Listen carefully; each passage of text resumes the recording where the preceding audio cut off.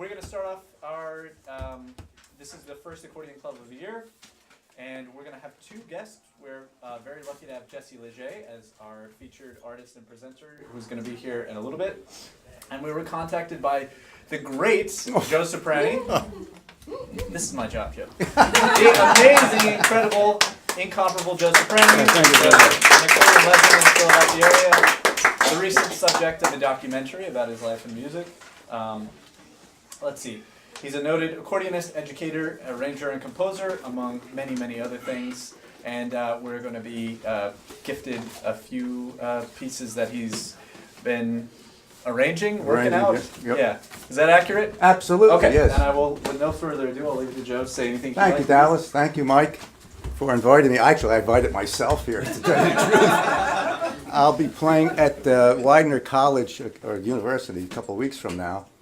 And one of the pieces that I'm doing is Italian Rhapsody.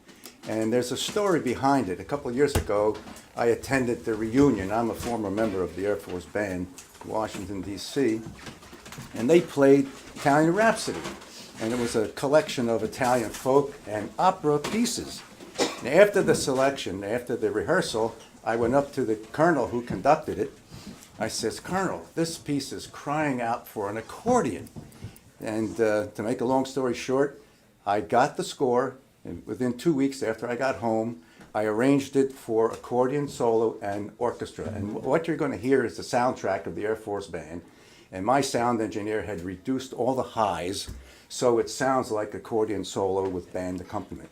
And you'll hear the tarantellas in the various keys. You'll hear E Compare, and you'll hear Rossini. You'll hear Verdi, Puccini.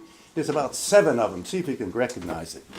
And here is Rhapsody, Italian Rhapsody by Julie Giraud. She's one of the finest band directors and composers in the country.